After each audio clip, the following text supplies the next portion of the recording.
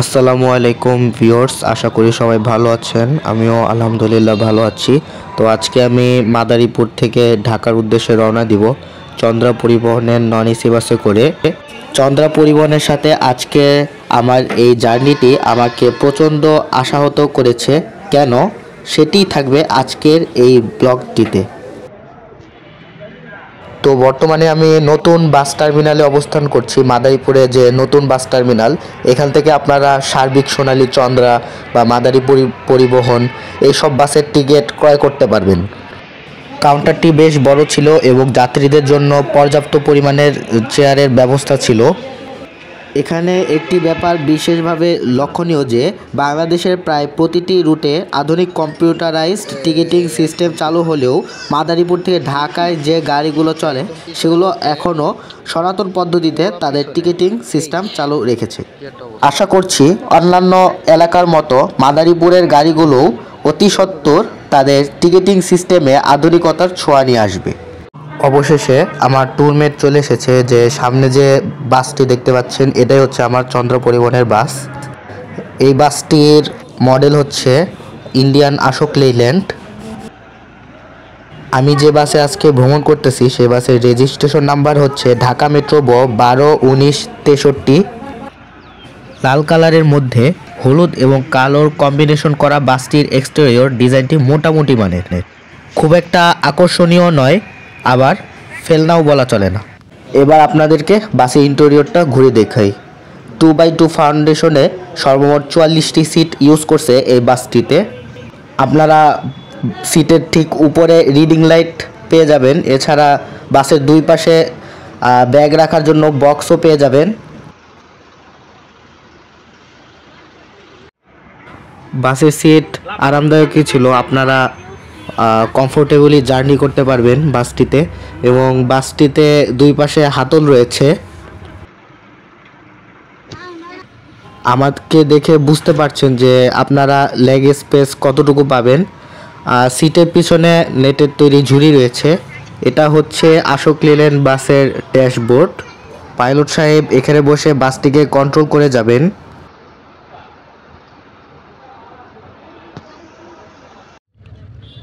10:08-এ আমি আমার জার্নিটি শুরু করি ঢাকার উদ্দেশ্যে। কাউন্টারের পরে আরেক জায়গায় চন্দ্রা পরিবহনের কাউন্টার ছিল, সেখান থেকে যাত্রী নিয়ে আমরা মোস্তফাপুরের দিকে এগিয়ে যাব।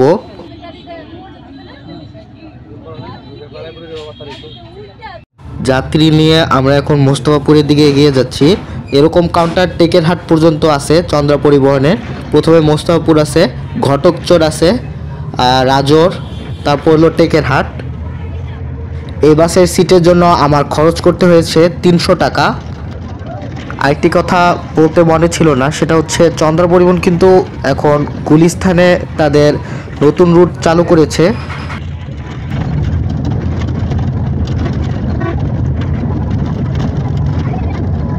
আমরা এখন চলে এসেছি মুস্তাফাপুরে। মুস্তাফাপুরেও যাত্রী ছিল, তাদেরকে নিয়ে আমরা এখন রাজৌরির দিকে এগিয়ে যাব। কিন্তু যাত্রী নেওয়ার পর এখানে আর যাত্রী ছিল না, তারপরও 15 মিনিট এখানে লেট করছে। মানে এরকম প্রত্যেকটা জায়গায় এরকম 15 মিনিট লেট করছে। যেখানে মাদারীপুর থেকে ঢাকা যাইতে লাগে 2 থেকে 2.5 ঘন্টা, সেখানে তারা 3 ঘন্টা সময় লাগিয়ে দিচ্ছে। আসলে তো আমাদেরও সময়ের মূল্য আছে, যদি এরকম করে তাহলে কি হয়। তো 15 মিনিট লেট করার পরে আমরা এখন রাজৌরির দিকে ছুটে চলছি। আপনারা দেখতে পাচ্ছেন রাস্তাটি খুবই সুন্দর এবং বেশ সরু। এই রাস্তায় যেরকম ভ্রমণ করতে ভালো লাগে, তেমনিও আতঙ্ক কাজ করে। কোন সময় না কোন সময় সামনে থেকে আসা গাড়ির সাথে সংঘর্ষ লেগে যায়। এই কারণে ড্রাইভার সাহেবকে খুবই সচেতনতা অবলম্বন করতে হয়।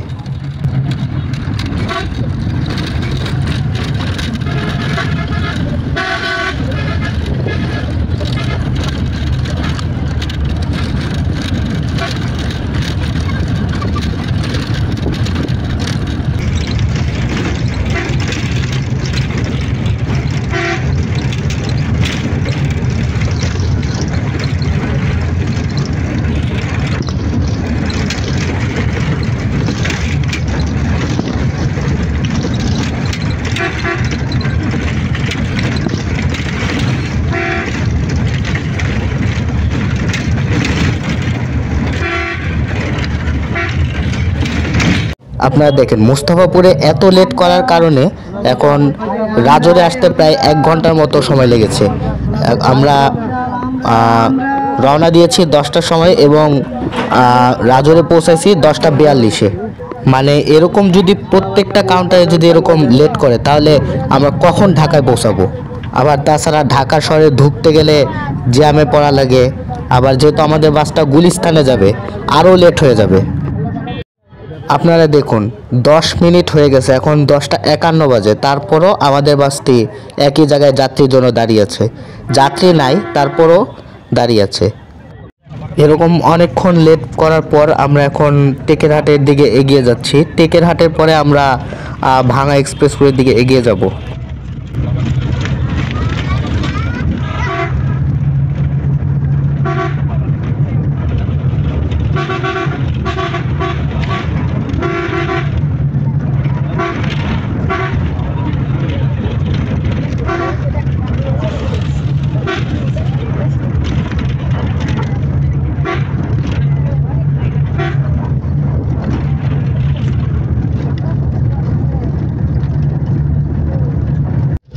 এখন সময় 10টা 57 আমরা চলে এসেছি টেকেরহাটে। এখানে যাত্রী নিয়ে তারপর আমরা আবারও ঢাকার উদ্দেশ্যে যাত্রা শুরু করব। আমার ব্লগ নাম্বার 5-এ চন্দ্রা পরিবহনের আরেকটি ভিডিও রয়েছে, সেটা হচ্ছে গ্রুপ ট্যুরের ভিডিও। আপনারা চাইলে ভিডিওটি দেখে আসতে পারেন বা আমি ডেসক্রিপশনে লিঙ্কটা দিয়ে দিয়েছি, আপনারা চাইলে ভিডিওটি দেখে আসতে পারেন। আমরা এখন টেকেরহাট স্টিল ব্রিজের উপরে অবস্থান করছি।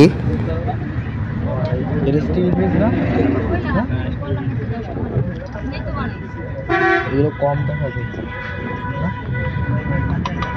কয়টা আছে অনেক অনেক শুনলাম নাকি কম আছে, না করলাম ঠিক আছে বললেই তো হয়।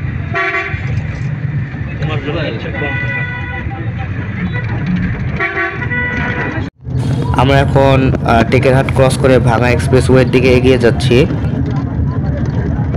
আপনারা যে বাসগুলো দেখতে পাচ্ছেন যে হোটেল বিরতি দিয়েছে, এই বাসগুলো মূলত বরিশাল থেকে এসেছে, যেহেতু অনেক দূর থেকে এসেছে তার জন্য এই বাসগুলোর ব্রেক দেওয়া হয়েছে। এবং আমরা যেহেতু এত দূর থেকে আসিনি এবং মাদারীপুর থেকে ঢাকার দূরত্ব কম, তার জন্য কোনো ব্রেক দেওয়া হয়নি। আপনারা চারপাশের সৌন্দর্য উপভোগ করতে থাকুন, আমি এতক্ষণ কথা বলবো না।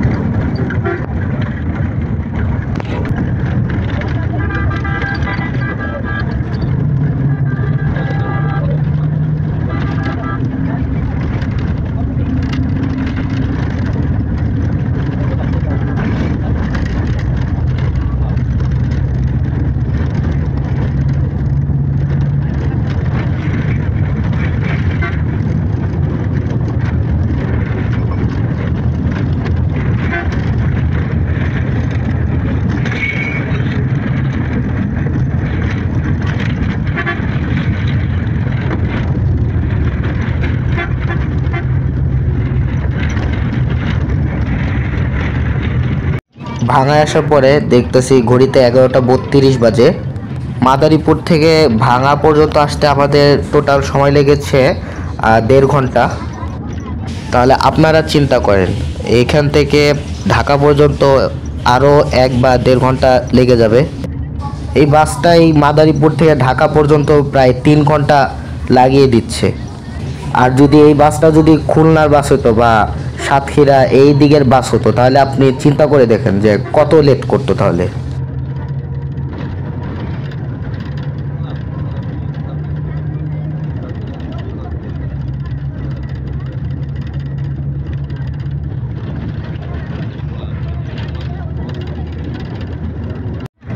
অবশেষে আমরা ভাঙা এক্সপ্রেসওয়ে টোল প্লাজায় চলে আসছি। এখান থেকে আমাদের ড্রাইভার সাহেব টোল পরিশোধ করে মাওয়া এক্সপ্রেসওয়ের দিকে এগিয়ে যাবে।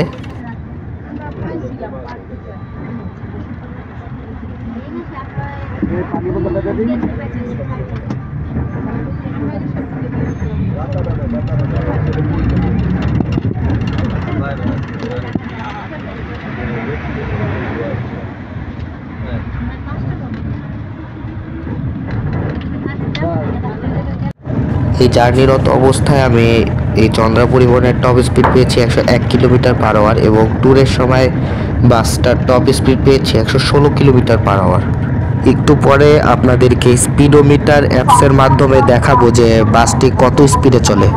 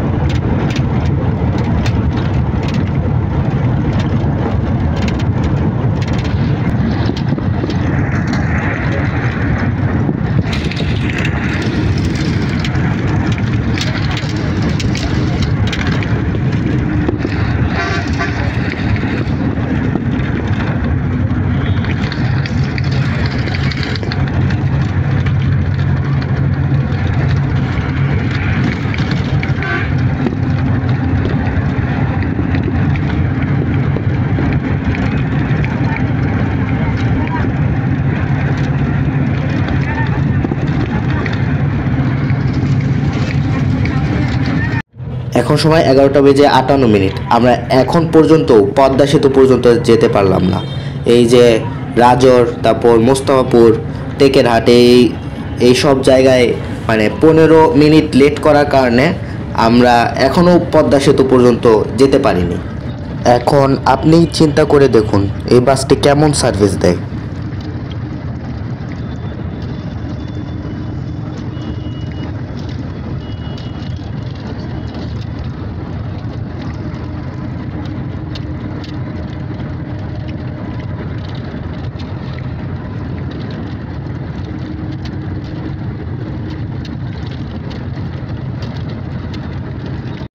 যখন ঘড়িতে 12টা 4 বাজে তখন হলো আমরা মানে পদ্মা সেতুর কাছাকাছি চলে আসছি। এই পদ্মা সেতুর কাছাকাছি যখন চলে আসছি তখন এখানে কয়েকজন যাত্রী নিয়ে নেয়। তারপর আমাদের বাসটি 12টা 5-এ যাত্রা শুরু করে।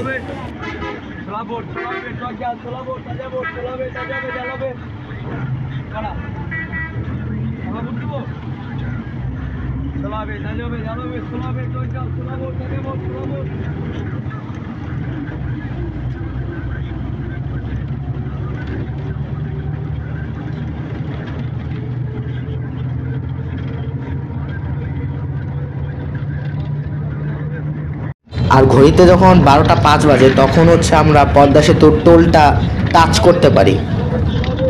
মাদারীপুর থেকে পদ্মা সেতু পর্যন্ত আসতে আমাদের টোটাল সময় লেগেছে 2 ঘন্টা 5 মিনিট। আবার পদ্মা সেতু থেকে ঢাকা বা ঢাকার গুলিস্তান পর্যন্ত আবার কমপক্ষে 1 বা 1.5 ঘন্টা সময় লাগবে।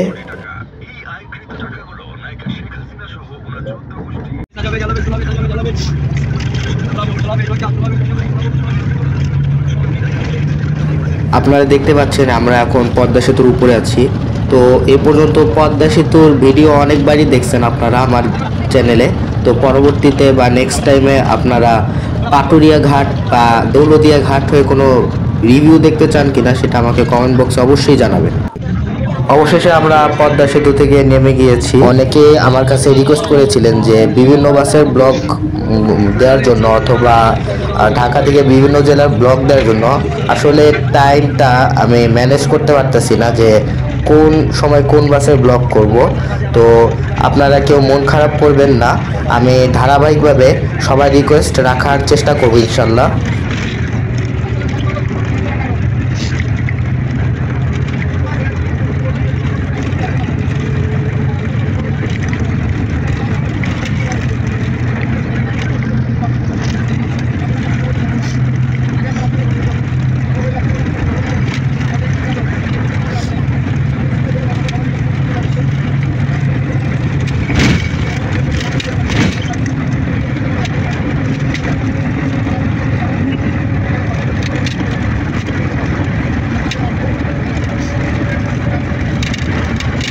তো এক্সপ্রেসওয়েতে সরকার এখন নির্ধারণ করে দিয়েছে যে সর্বোচ্চ 80 স্পিডের বেশি ওঠানো যাবে না এই এক্সপ্রেসওয়েতে।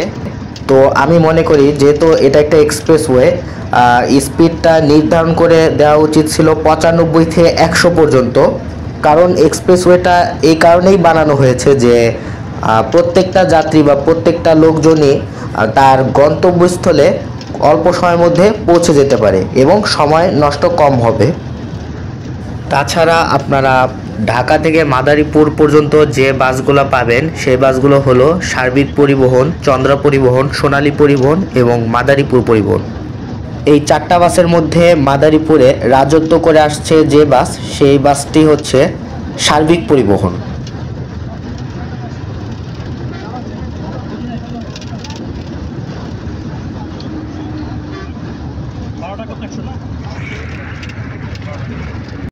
যখন ঘড়িতে 12:30 বাজে তখন আমরা মাওয়া এক্সপ্রেসওয়ে টোল প্লাজায় পৌঁছে যাই। এই পর্যন্ত আসতে আমাদের টোটাল সময় লেগেছে 2.5 ঘন্টা।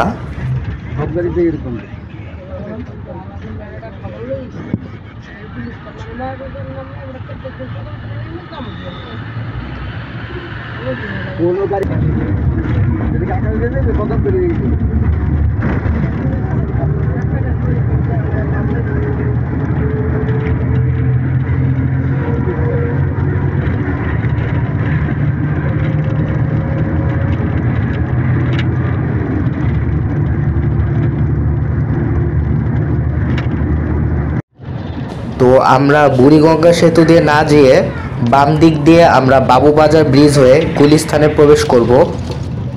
যেহেতু বুড়িগঙ্গা সেতু আমার ভিডিওতে অলরেডি অনেকবারই দেখেছেন, তার জন্য আজকে আপনাদেরকে বাবুবাজার ব্রিজটি দেখাবো।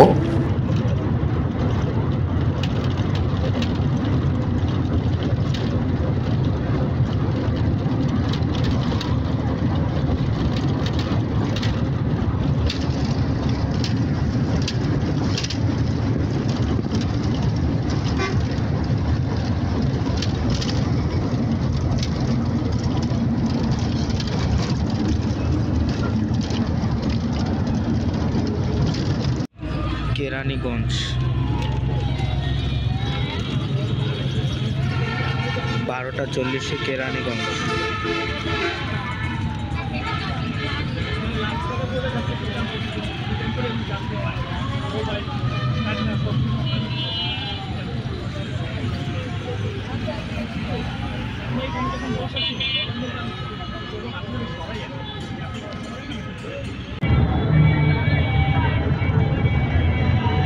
आलू भाजा, बादाम भाजा, चाल भाजा,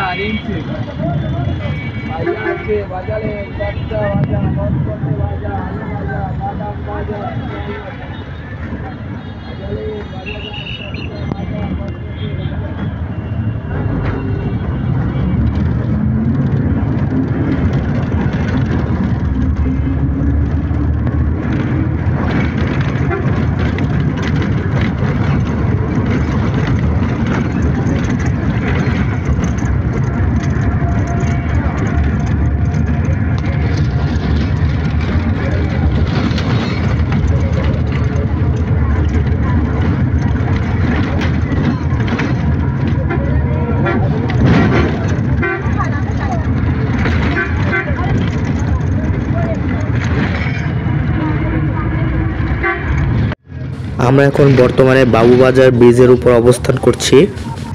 এটাও বুড়িগঙ্গা নদীর উপর অবস্থিত।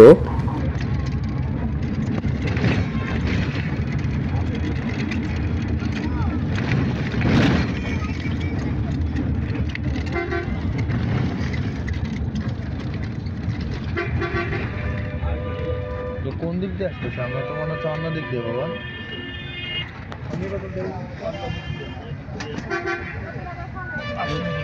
এমনিতে তো অন্য দিক দিয়ে যায়, ওই দিক দিয়ে। একটা সময় আমরা ঢাকার নওয়াব ইউসুফ রোডে চলে আসি। এখানে বিশাল আকারে জ্যামের দেখা দিয়েছে। আমি আমার গন্তব্যের প্রায় কাছাকাছি, তো আমি গুলিস্তানে নেমে যাব। 1:15-তে আমরা ঢাকার গুলিস্তানে চলে আসি। মাদারীপুর থেকে ঢাকার গুলিস্তান পর্যন্ত আসতে আমাদের টোটাল সময় লেগেছে 3 ঘন্টা 15 মিনিট। বাসটা যদি কাউন্টারে লেট না করতো এবং ঢাকা শহরে যদি কোনো জ্যাম না থাকতো, তাহলে আমরা আরও আগেই পৌঁছে যেতাম। আর বাসের কথা যদি বলতে যাই, সিটটা ভালোই ছিল, তাছাড়া বাইরের পেন্টিংটা ভালো ছিল, তবে আশোক লেল্যান্ড কোম্পানির বলে অতটা পছন্দ হয়নি। আর ভ্রমণ অভিজ্ঞতা বলতে গেলে অতটা ভালো না, কারণ সময় একটু বেশি লাগছে। বাসটা খুবই লেট করতেছিল কাউন্টারে প্রায় 15 মিনিটের মতো। মাদারীপুর থেকে ঢাকা পর্যন্ত আসতে যেখানে 2 থেকে 2.5 ঘন্টা লাগে, সেখানে 3 ঘন্টা বা 3 ঘন্টা 15 মিনিট সময় লাগছে। সার্বিক পরিবহন হলে আরও আগেই হয়তো পৌঁছে যেতাম। তো আজকের ভিডিওটি এই পর্যন্ত। তো এতক্ষণ ভিডিওটি দেখার জন্য সবাইকে অনেক অনেক ধন্যবাদ।